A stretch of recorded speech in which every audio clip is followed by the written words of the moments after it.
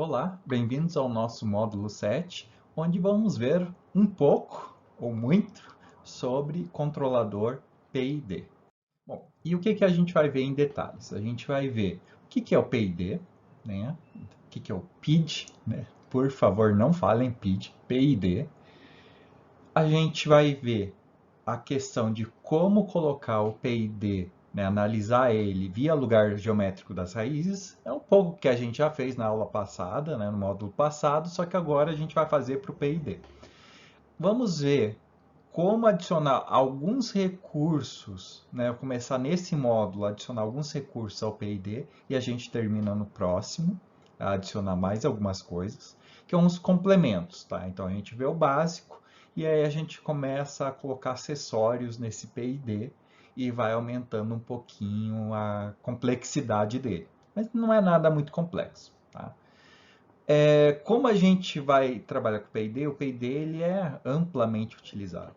E ele tem métodos de sintonia desenvolvidos ao longo dos anos. Então a gente vai ver algumas, principalmente as mais simples nesse módulo. E no próximo, junto com o restante dos apetrechos, vamos dizer, do PID, a gente vai ver também outros métodos de sintonia um pouquinho mais complicados. E por último, a gente vai ver como que a gente faz o algoritmo do PID. Então, como que a gente implementa lá, sei lá, no Arduino, no microcontrolador, ou em algum lugar o PID? Por quê? Porque, vamos dizer, é o objetivo principal, né? A gente quer saber programar ele, colocar ele em prática. Então, como que a gente faz isso? Então, vou passar para vocês o pseudocódigo, mostrar quais são as características do código. Tá? Não é nada complicado também, mas precisa ter alguns cuidados. Então, é isso que a gente vai ver nesse módulo. Em resumo, é PID para cima e para baixo. Tá? A gente vai ficar dentro desse foco e no próximo a gente termina de ver esses recursos adicionais e ver o restante da disciplina que está quase, falta pouco para a gente acabar. E o que é o PID? É justamente o que a gente já estava vendo desde o módulo passado, que é a ação, que é a união das ações proporcional, integral e derivativa. Então agora a gente está juntando essas três ações num só controlador. Qual que é esse controlador? O PID. Tá? Então a gente vai ter, né, lá no lugar do nosso controlador, lá no nosso GC, né, esse aqui é o nosso GC, né, a função de transferência do controlador. O que a gente vai ter? A gente vai ter a ação proporcional, a ação integral e a ação derivativa. Soma as três, fechou. Está ali o nosso PID. Fácil, né? Tranquilo. Bom, a gente vai ver que isso implica em um monte de coisa. Não é tão simples assim. E acabou. Ó, fechou. Vimos tudo de P&D e não precisa mais. É isso, tá ótimo. A gente pode ver um pouco mais, né? O que acontece, então, quando a gente junta essas três ações? A gente vai acabar tendo um polo na origem, um ganho e dois zeros. Putz, mas da onde que está saindo isso? Zeros nisso aqui, o polo até dá para entender, mas da onde que sai o zero? Ah, vamos lá. Então, nossa ação proporcional, integral, derivativa, certo? Denominador comum, né? Posso fazer o denominador comum disso aqui. Essa aqui é a nossa G da planta, né? Como a gente está fazendo a nossa G equivalente, é o nosso G do controlador vezes o nosso G da planta, porque elas estão em cascata, tá? Um seguido do outro. Tá? A gente está considerando isso. Beleza, colocamos o denominador comum. O que vai acontecer? Vai aparecer um S aqui, e o S que já existia aqui no derivativo vira um S ao quadrado. Opa, espera aí. Então quer dizer que, sim, eu tenho uma equação de segundo grau no meu numerador. Ou seja, eu tenho dois zeros, porque isso aqui vai me resultar em duas raízes, e eu vou ter um polo na origem e um ganho. Tá? A grosso modo, é isso. Por que eu botei em evidência KD? Simplesmente para deixar esse termo aqui com é um jeito de escrever, a gente vai ver vários jeitos de escrever, tá? Só para mostrar para vocês que isso aqui é mais complicado do que parece, principalmente se a gente vai escrever em termos de ganho. Por quê? Se a gente pensar nessa equação aqui de segundo grau, tá? Isso multiplicado por um KD, mas só olhando essa equação de segundo grau, não precisa anotar, isso aqui é só para vocês de curiosidade, mas se a gente aplicar Bhaskara nisso aqui, olha só a complexidade do que a gente faz com essas raízes. Tá? Então, dependendo da nossa relação entre esses ganhos aqui, a gente consegue ter raízes complexas, raízes reais, raízes repetidas. A gente pode fazer várias coisas aqui só alterando os ganhos. Então, notem que, pensem assim, toda vez que vocês se depararem com PID e vocês simplesmente começar a mudar os ganhos aleatoriamente, cuidado. É esse o aviso. Por quê? Olha só como impacta esses ganhos, as combinações desses ganhos. Não é uma coisa trivial, não é uma coisa qualquer que a gente vai lá e começa a setar de qualquer jeito e torce para que dê tudo certo.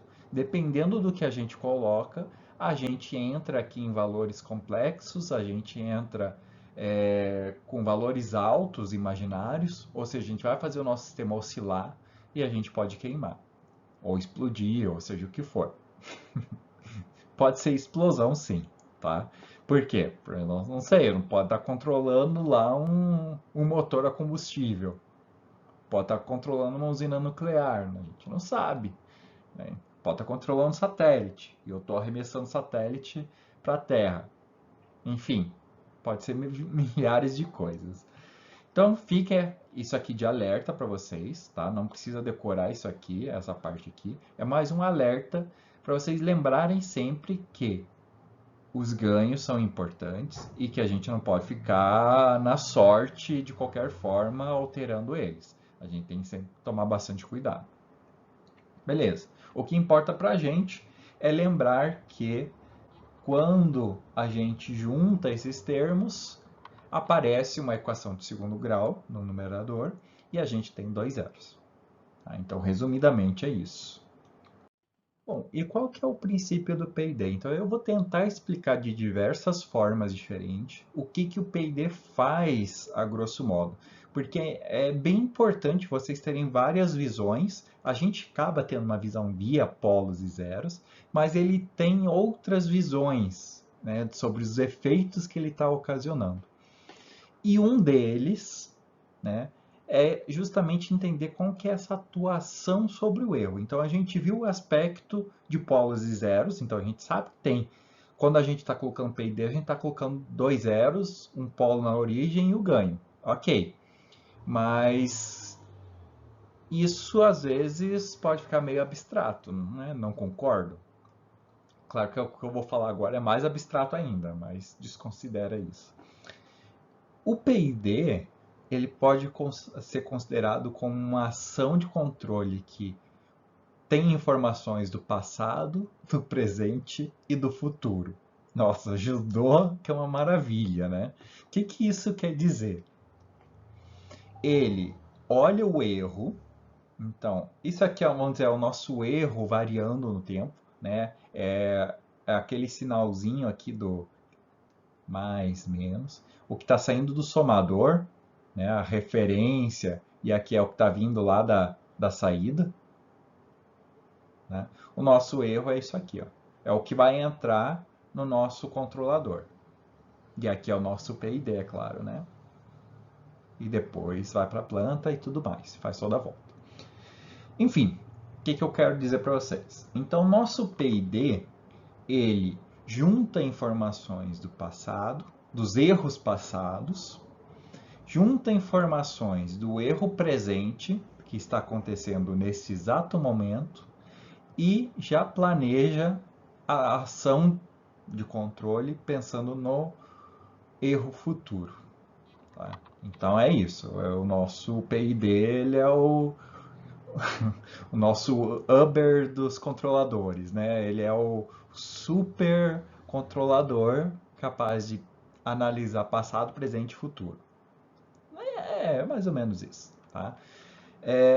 Por que que ele tem essa ação? Porque a ação integrativa, a nossa integral, o que que ela faz? Ela vai acumulando, ela vai somando os erros que aconteceram. Então ela vai acumulando todos os erros que tiveram e ela vai tomar uma ação de controle. A gente vai ter o cair lá, vezes esse erro acumulado. Então a nossa ação integral, vou botar aqui, integral, o que que ela é? É um cair vezes a somatória dos erros. É ótimo, né? Eu estou conseguindo escrever que é uma maravilha. A somatória dos nossos erros, é os erros acumulados até o momento. Sejam eles positivos ou negativos, um vai compensando o outro, por isso que não vai acumulando para o infinito, né? A gente vai descontando, somando ou subtraindo, dependendo aqui do nosso sinal. Ok, isso explica bastante sobre as coisas do passado. Por quê? Porque todos os erros que já aconteceram estão sendo somados aqui e eu estou multiplicando por uma constante, né, pelo ganho do meu controlador, esses erros acumulados. Ok, beleza. Proporcional. O proporcional, ele usa o erro atual. Então, naquele instante, eu fiz a leitura da minha referência, fiz a leitura da minha saída e calculei o erro. Então, nossa ação proporcional, ótimo. O que que ela é? É um ganho vezes o erro atual. Por quê? Porque eu estou pegando nesse meu momento, vejo qual que é o erro agora, exatamente nesse momento, e aplico um ganho. Então é isso que o meu proporcional faz. Ok? Então, por isso que o integral ele corrige, né? Ele leva para o regime permanente, ele zera aquele erro em regime permanente, né? Melhor assim, né? Por quê? Porque todos os erros acumulados, ele vai lá e vai descontando até que o erro seja zero. Né? Então ele vai nivelar isso. O proporcional, ele vê quanto que tem de diferença entre minha referência e a minha saída. Ele fala, pô, tá uma diferença grande agora, então eu vou tacar aqui um ganho em cima desse erro nesse instante para tentar corrigir o mais rápido possível. Né? É um erro proporcional, é um controlador proporcional ao erro que está acontecendo. Né? Os nomes são intuitivos, não é à toa. Beleza, então tem os erros passados, acumulados, está ali corrigindo. Tem o erro que está acontecendo agora, que eu quero corrigir rápido. E tenho que pensar no meu futuro. Como assim pensar no futuro? A nossa ação derivativa, ela meio que planeja o que vai acontecer num próximo instante, porque a derivada é a nossa inclinação. Então ele prevê que no instante seguinte era para ter um erro ou está em certo local. Se está ou não vai depender do meu da minha inclinação e dos meus erros aqui ao longo do tempo. Então, quanto maior for a velocidade da mudança, ou seja, quanto maior for a mudança dessa inclinação, maior é a minha ação derivativa. Ou seja, a minha ação aqui, nesse instante, previu que era para estar aqui, e na verdade estava aqui, teve uma mudança muito brusca, né, em relação ao que deveria acontecer. Então, opa, ele previu que era para acompanhar aquela inclinação. Se teve uma mudança muito brusca, quer dizer que exige uma correção brusca. Então, minha ação derivativa vai ter um peso maior, vai ter uma atuação maior do que as outras duas. Por isso que qualquer oscilação no meu sinal vai gerar inclinações em certos momentos abruptas, que vão gerar sinais abruptos derivativos na minha ação de controle derivativo. E o que é isso? São as componentes de alta frequência que a gente viu lá no Bode que acontece. Então a gente consegue começar a linkar as coisas aqui, que não é à toa que acontece tudo isso. Tá? Então, deixa eu anotar aqui o que é a derivativa. A derivada. Derivativa. É o nosso ganho derivativo vezes a velocidade com que isso acontece. Então, é a diferença do erro. É a diferença em relação ao que a gente tem. Então, vamos botar aqui como a diferença entre erros. Tá? Ou seria a velocidade com que os erros estão variando. Tá? Então, justamente entra nesse aspecto. Depois a gente vai ver com mais detalhes isso. Mas é justamente essa inclinação que está oscilando muito. Então, notem que o nosso PID ele é bem completo nesse aspecto. Então, cada uma dessas funções é importante por alguma razão. E a gente sempre tem a avaliar o que o nosso processo tem, o que a nossa planta tem. Por quê? Porque se minha planta já tem uma ação, por exemplo, integrativa, inerente à planta, será que eu realmente preciso colocar mais um integrador?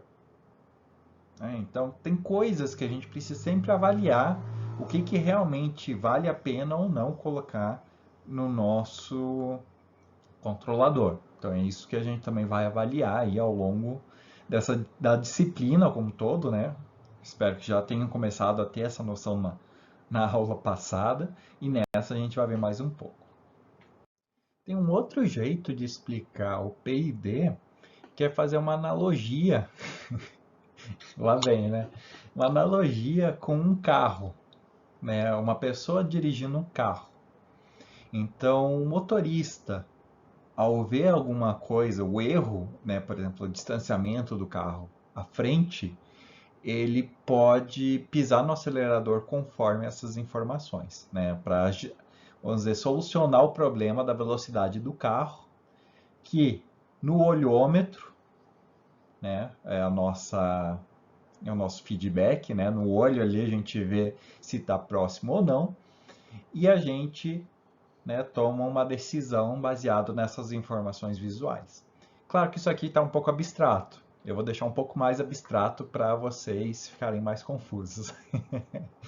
Não, brincando, mas eu vou mostrar para vocês um exemplo que eu ouvi em um vídeo e eu acho que ajuda um pouquinho a entender um pouco mais, que entender o fundamento do PID ajuda a compreender todo o porquê dele ser amplamente utilizado, as consequências dele. Então, quanto mais visões a gente tiver, melhor. Inclusive, vocês podem buscar outras explicações e pode me mandar também, que eu adiciono aqui no vídeo futuramente, que é justamente a ideia de tentar dar várias visões, várias interpretações possíveis para a mesma coisa. Então vamos lá.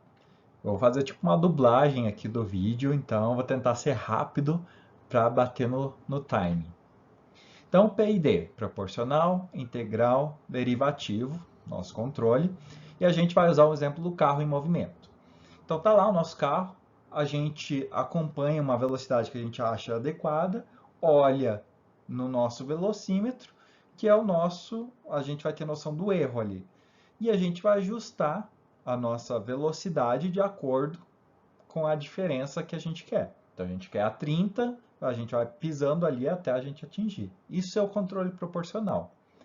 Já o derivativo acontece, por exemplo, quando a gente está numa subida. Por quê? Opa, a velocidade começou a cair.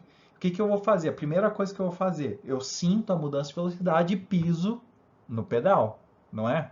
Então, isso é ação derivativa. Eu noto que tem uma diferença, que está caindo, mudou a inclinação, literalmente, e aí eu vou lá e corrijo. Agora, a gente pode pensar também, a gente está lá constantemente pisando no pedal, e isso, com o tempo, a gente pode ter um leve erro, um leve bias ali que está 29, 28 em vez de 30. Então a gente começa a distanciar da velocidade que a gente realmente queria, né? A gente dá uma flochada ali no pé, solta um pouquinho, pisa um pouquinho mais e dá justamente esse deslocamento. E como que a gente corrige isso? Com a nossa ação integral, onde a gente vai lá, corrige essa diferença que estava dando e isso faz a gente ficar naquela posição. Então, é a combinação dessas três. A gente usou o proporcional para corrigir o grosso daquele momento, o derivativo para mudanças, né, corrigir mudanças na nossa velocidade, ali na nossa inclinação, e o integral para corrigir a ação ao longo do tempo, uma ação que vai deslocando ou que ficou com bias ali, com um offset, só sei em inglês, ficou com um leve deslocamento, e aí a gente quer corrigir essa diferença usando a ação integradora, ou a nossa ação integral. Beleza? Então, uma outra visão sobre isso para vocês tentarem sempre lembrar o que é o P&D. Claro que a gente pode dar mais visões e mais exemplos do que é o P&D. Não é uma, duas, a gente vai dar N versões. Então, outro exemplo que eu achei muito interessante é um carrinho seguidor de linhas, ou seguidor de referência. Tá? Então, a gente tem o nosso carrinho aqui, isso aqui é uma pista de realidade aumentada, onde era projetada a pista ali, né? Essa linha azul aqui é a nossa referência e ela vai mudar bruscamente para cá. Ou seja, eu vou dar um degrau, né? Minha referência é um valor, ela vai mudar para um outro valor e vai se manter. É o nosso degrau. Então a gente vai ver o que acontece com esse carrinho com diversas ações. Então a primeira, tá? Então, a primeira coisa é o nosso carrinho, tá? E a gente tem aqui a direção que ele está, e essa aqui são as ações de controle que vão aparecer nesse carrinho, ok? Então é só isso, tá? Desconsiderem as outras linhas, o que importa para a gente é a linha azul, que vai mudar, e a linha vermelha, que é o trajeto que ele fez, é o rastro que ele está deixando, e as flechas vão ser as ações de controle que vão aparecendo à medida que a gente for avançando. Okay? Então eu peguei esse print aqui antes para mostrar para vocês, explicar, porque no vídeo é rápido. Então eu não vou conseguir ter tempo de explicar isso lá na hora. Então olhem que azul é a nossa referência, que vai mudar no meio do caminho. E o nosso vermelho é o rastro que o robô está fazendo. E as flechinhas é as ações de controle e a direção. Beleza? Beleza. No primeiro vídeo vai ter duas ações. O Bang Bang, esse é o nome, que é o nosso on-off, que a gente vai ver no próximo módulo. Por que a gente vai ver no próximo módulo? Porque ele é mais simples, mas ele integra, ele combina bem com o que a gente vai ver no próximo módulo. Tá? Mas o que ele consiste? Resumidamente, duas ações de controle, ou bang ou bang, ou on ou off. Ele vai ser os dois extremos. Ou eu vou ter uma ação extrema, por exemplo, nesse caso aqui, para uma direção, ou para outra direção. Não importa a distância que o robô esteja dessa linha. Tá? O proporcional não. Quanto mais afastado o robô tiver, do carrinho tiver dessa linha, mais acentuada vai ser a direção, vamos dizer, a virada ali no volante do carrinho, por assim dizer, ou a nossa guinada. em relação ao eixo, em relação à nossa referência. Então, notem que quanto mais próximo ele está aqui da minha referência, que está aqui, menor é a minha ação proporcional. Ela está ficando cada vez menor em relação à orientação do robô, não tá? Então, é isso que está acontecendo, né? À medida que eu desço mais forte é a ação de virar e de endireitar o robô. Então, eu vou mostrar esse primeiro vídeo com essas duas ações. Uma alterna entre dois máximos, ou talvez um máximo e um mínimo, enfim, né? Depende da interpretação. E a outra é proporcional ao erro, ok? Tranquilos? Se vocês quiserem ver o vídeo em inglês, depois vocês vão lá e copiem esse link, vão lá conferir em inglês e vão lá dar um like no vídeo do pessoal que fez, porque isso aqui é extremamente chato de fazer e extremamente didático de ver acontecendo. Bom, tá bom? Vamos lá. Então, nosso primeiro vídeo, proporcional. O que vai acontecer? Vai acontecer justamente essas ações que eu acabei de falar para vocês. O bang bang com a nossa ação variando entre os três extremos. Olha o que acontece. Ele vai ficar para lá e para cá, para lá e para cá, para lá e para cá. A maioria dos controles, para quem começa, é geralmente aquilo ali que a pessoa acaba fazendo. Fica, né, de um lado para o outro. Agora o proporcional. Olhem como que fica. O erro proporcional é justamente a distância, né, que ele está da reta, né, da referência. Então, é um ganho proporcional vezes o erro. Então, olha lá, ó, com diferentes ganhos. Vocês podem ficar indo e voltando o vídeo para ficarem vendo. Com pequeno ganho, alto ganho, médio ganho. Tem que tomar cuidado também com o proporcional. Se ele fugir muito, ele entra num loop ali e não consegue mais resolver. Ó. Mas olha só que legal ver os dois controles ó, atuando. Né? Então, dependendo do que a gente tiver, o proporcional, inclusive, ele pode ser ruim. Por quê? Se eu não estou botando um ganho suficiente nessa ação proporcional, se ela tiver com um ganho muito baixo, eu posso ficar oscilando eternamente ali em volta daquela minha referência. Por quê? Porque ele vai vir para cá, o ganho proporcional vai forçar ele voltar, só que ele demora a fazer voltar. Por quê? Ele vai indo ao pouquinho, é um ganho vezes aquilo. Então, até ele virar, já desceu demais. Aí, quando ele virou e foi, ele já não teve força para voltar de novo. Aí vai voltar e vai ficar oscilando. Já o outro, o bang bang, como é os dois extremos, é sempre uma ação de controle muito forte. Então, ele vai forçar a convergir, só que também ele vai ficar oscilando em torno daquele ponto, né, de referência. Por quê? Ele vai com toda a força para cima, toda a força para baixo, toda a força para cima, toda a força para baixo. Ele não tem um zero, ele só tem os dois valores. Então vai ficar oscilando. Então tem sempre o lado ruim de tudo. Esse é o caso. Agora, a gente também pode ter o caso com uma ação derivativa. Então, quando a gente colocar a ação derivativa, tá, a gente também vai ter com baixo ganho, bom ganho derivativo e um grande ganho derivativo. E aí vocês vão ver que com baixo ganho ele vai ficar oscilando, mas vai convergir, que é meio que as mudanças bruscas de angulação a gente está corrigindo, né? Então ele não deixa passar com aquela angulação, com aquela inclinação, ele vai corrigir na hora aquela inclinação. Com baixo ganho, eu não consigo ir rápido o suficiente para a minha referência. Tá? Então é isso que vai acontecer. Então vamos lá. Então agora a gente tem o nosso proporcional e a gente vai ter o nosso derivativo.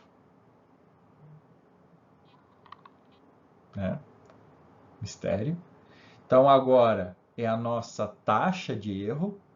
Tá? Não vai ser mais o erro, vai ser a taxa do erro, ou seja, a velocidade com que esse erro está variando.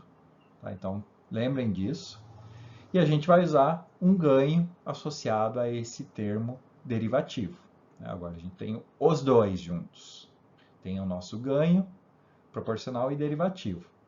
Então a gente vai ter ó lá, o ganho proporcional vai nos forçar a ir para um lado, mas o ganho derivativo vai tentar puxar para outro. E o vermelho ali é a nossa resultante. Olha lá, com baixo ganho, com grande ganho D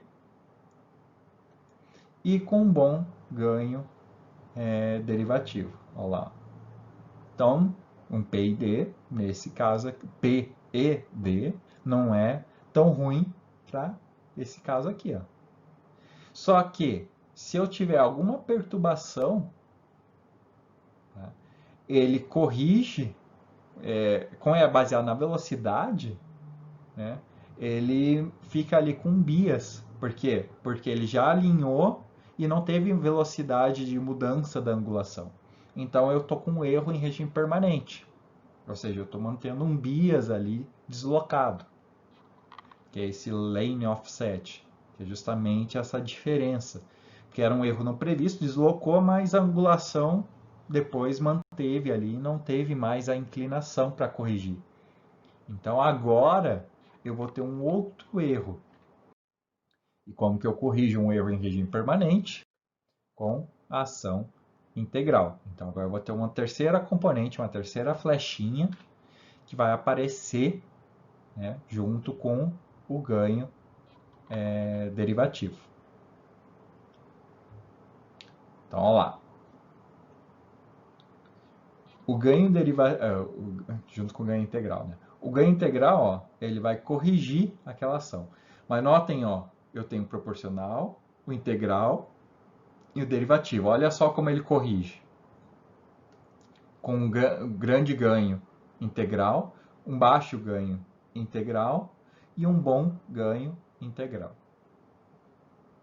Legal, né? Ver a diferença que acontece quando a gente ajusta esses ganhos. Então vocês podem voltar esse vídeo e ver algumas vezes. Se vocês não quiserem ficar ouvindo minha voz, vocês mutam o vídeo e ficam voltando e vendo o que está acontecendo. E notem como que definir um ganho correto é importante. É isso que eu quero que vocês captem desses vídeos. Tá? Vocês podem ver lá no original também, perfeitamente. Beleza? Para encerrar esse vídeo, eu vou mostrar para vocês um exemplo prático. Tá? Já que a gente não está tendo muitas práticas de laboratório, é interessante mostrar algumas coisas que a gente consegue montar de forma simples com P&D, que talvez fosse o trabalho de alguém, de um de vocês. Inclusive, teve um grupo ano passado que fez uma coisa parecida. A gente tem uma haste aqui, um pedestal, com essa vareta, e na ponta dessa vareta a gente tem um motorzinho com hélice. E o que a gente quer controlar? A gente controla a velocidade que está girando a gente atua na velocidade de giro daquele motor, daquela hélice, para uma certa angulação. Então a gente quer deixar essa vareta, por assim dizer, essa haste, com uma certa angulação, e a gente vai medir eles vão medir essa angulação e mostrar para vocês de acordo com a referência. Beleza?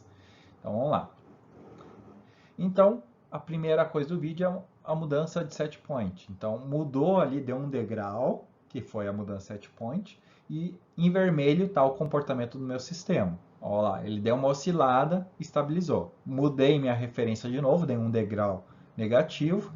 Olha lá o que aconteceu, deu a oscilada e ficou. Então, um bom controle, ele dá, se permitir algumas osciladas e fica. O que é a rejeição de perturbação? É quando eu aplico uma perturbação momentânea, um erro momentâneo, e eu espero que ele corrija. Ou cutucar a onça de vara curta, também. Também depende da analogia que vocês querem fazer. Mas olha só, ele vai lá, fica cutucando. Então lembrem que toda perturbação é alguém lá cutucando o processo de vocês com uma vareta. Não, não é. Tá? Mas é justamente isso, é algo que não estava previsto, ele estava ali controlando bonitinho, estava mantendo, e foi lá e aconteceu algo não previsto. Alguém com uma má intenção foi lá, pá, deu uma cutucada no processo. O que aconteceu? Bagunçou, mas eu espero que o meu processo, minha planta, junto com o meu controle, atue ali, né, resolva esse problema. Então, o meu controle ele tem que ser capaz de, né, rejeitar essa perturbação, ou seja, corrigir essa perturbação. Então, teve ali a perturbação e ele corrigiu. Todas as vezes não corrigiu. Inclusive, não está oscilando tanto. Olha só, né? Se vocês verem, ó, deu uma oscilada, puf, foi, voltou, já ajeitou. Então, olha só que legal. Isso aqui é um controle, é o controle PID funcionando, né, atuando em cima de uma planta, que é esse sisteminha, e é uma coisa simples. Então não precisa ser nada elaborado, não precisa ser uma usina nuclear, uma termoelétrica, né? Um sisteminha de controle de ângulo, um sisteminha de controle de velocidade, de intensidade de luz, sei lá, de nível da água, pode ser N coisas. E a gente consegue ver e ver isso funcionar é maravilhoso, porque vocês pegam um sistema que é totalmente bagunçado, que oscila ou que não funciona, e vocês conseguem deixar ele funcionando do jeito que vocês quiserem. Então essa é a maravilha de controle, tá bom? Então, eu vou encerrar esse vídeo por aqui, a gente vai ficar um pouquinho mais curto esse, porque eu vou quebrar mais vídeos de acordo com os assuntos, porque são vários pequenos assuntos e vai ficar meio bagunçado deixar tudo em um só. Então, para vocês terem um descanso, respirarem, ficarem indo e voltando nos vídeos, rever os sisteminhas, eu vou deixar esse aqui mais isolado em relação aos outros, ok? Então, nos vemos nos próximos vídeos.